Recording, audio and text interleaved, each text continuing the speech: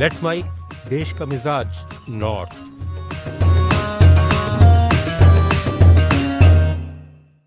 नमस्कार। Let's mic देश का मिजाज और खबरें नॉर्थ से। राष्ट्रीय शैक्षिक अनुसंधान एवं प्रशिक्षण परिषद को डीम्ड विश्वविद्यालय घोषित कर दिया गया है, जिससे उसे अपनी डिग्रियां प्रदान करने का अधिकार मिल गया है। एक आधिकारिक अधिसूचना के अनुसार शिक्षा मंत्रालय ने विश्वविद्यालय अनुदान आयोग की सलाह पर एनसीईआरटी और उसकी 6 घटक इकाइयों को पृथक श्रेणी के तहत डीम्ड विश्वविद्यालय घोषित किया है। इन घटक इकाइयों में अजमेर, भोपाल, भुवनेश्वर, मैसूर और शिलांग के क्षेत्रीय शिक्षा संस्थान तथा भोपाल स्थित पांडिल सुंदरलाल शर्मा केंद्रीय व्यावसायिक शिक्षा संस्थान शामिल है। राष्ट्रीय राजधानी दिल्ली में सीबीआई ने 2 अलग-अलग रिश्वत मामलों में 4 सरकारी अधिकारियों को गिरफ्तार किया है। इस कार्रवाई से नगर निगम और पुरातत्व विभाग में चल रहे भ्रष्टाचार का पर्दाफाश हुआ है। सीबीआई ने बताया है कि चारों आरोपियों को हिरासत में ले लिया गया है। एजेंसी इस भ्रष्टाचार में शामिल नेटवर्क की पहचान कर रही है। नैनीताल में यूपी के फतेहपुर में भाजपा विधायक का बेटा मालरोड इलाके में वीआईपी कल्चर दिखाते हुए एसडीएम नवाजिश खलीक से भिड़ गया।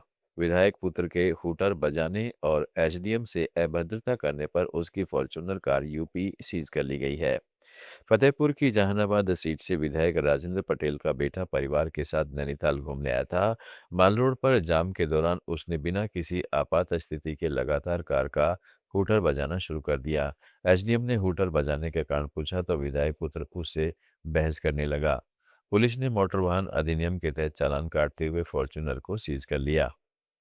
उत्तर प्रदेश के पूर्व मुख्यमंत्री तथा सपा प्रमुख अखिलेश यादव ने आज लखनऊ में कहा है कि जो कोई भी सरकार के खिलाफ आवाज उठाता है, उस आवाज को दबाने का काम किया जाता है। इस सरकार ने महिला सशक्तिकरण के लिए कुछ भी नहीं किया है। हम लोगों से अपील करते हैं कि वे इस सरकार के खिलाफ एकजुट होकर खड़े हों।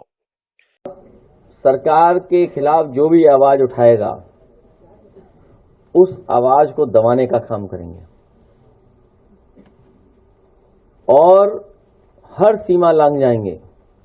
एक समय हम लोगों ने देखा था डायल 100 की बेटियों ने भी जब आंदोलन किया था, कुछ ही पैसों की सैलरी बढ़ाने के लिए इस सरकार ने कोई सुनवाई नहीं की उनकी।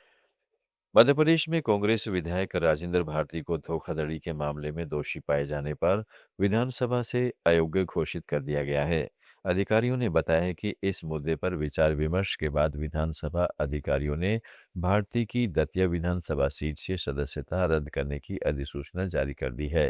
भारती ने 2023 के विधानसभा चुनाव में इस सीट से मध्य प्रदेश के पूर्व गृह मंत्री और भाजपा नेता नरोत्तम मिश्रा को हराया था।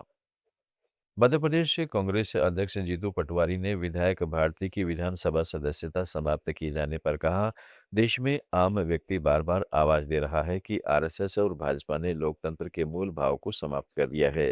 भाजपा देश को राजतंत्र की तरह धकेल रही है। कोर्ट ने 60 दिन का समय दिया है ताकि भारती आगे अपील कर सके। ऐसे में रात को विधानसभा द्वारा इस तरह का अलोकतांत्रिक कृत्य करना पीएम मोदी का नया भारत है। कोर्ट ने निर्देश दिया, 60 दिन का समय दिया। कोर्ट की भावना थी राजन भारती जी के लिए कि 60 दिन तक एक तरह से उनको आगे न्याय के लिए जा सकते हैं। ऐसे में रात को विधानसभा रात भर चालू रखना और इस तरह का कृत्य करना, अव्यवहारिक अलोकतांत्रिक कृत्य करना, ये नरेंद्र मोदी का नया भारत है, जिसमें सार्वजनिक जीवन की जो मूल। जम्मू और कश्मीर के उपराज्यपाल मनोज सिन्हा ने गांदरबल जिले के अरहामा गांव में हुई मुठभेड़ की मजिस्ट्रेट जांच के आदेश दिए हैं। मृतक के परिवार ने आरोप लगाया था कि मृतक निर्दोष नागरिक था, न कि आतंकवादी। उपराज्यपाल ने कहा है कि जिला मजिस्ट्रेट को निष्पक्ष जांच करने और 7 दिनों के भीतर गृह विभाग को रिपोर्ट सौंपने का निर्देश दिया गया है। उन्होंने आश्वासन दिया कि न्याय सुनिश्चित करने के लिए घटना के सभी पहलुओं की जांच की जाएगी। जांच के आदेश गांदरबल के लार क्षेत्र के चोट वलीवार निवासी राशिद अहमद मुगल के परिवार द्वारा बुधवार को हुई मुठभेड़ में एक आतंकवादी के मारे जाने के सेना के दावे का खंडन करने के एक दिन बाद दिए गए हैं। उत्तराखंड में एडवेंचर टूरिज्म सेक्टर को इस सीजन की चुनौतियों का सामना करना पड़ रहा है। अमेरिका और ईरान के बीच संघर्ष ने विदेशी बुकिंग में भारी गिरावट ला दी है। देश का मिजाज में फिलहाल इतना ही। जुड़े रहिएगा लेट्स माइक के साथ।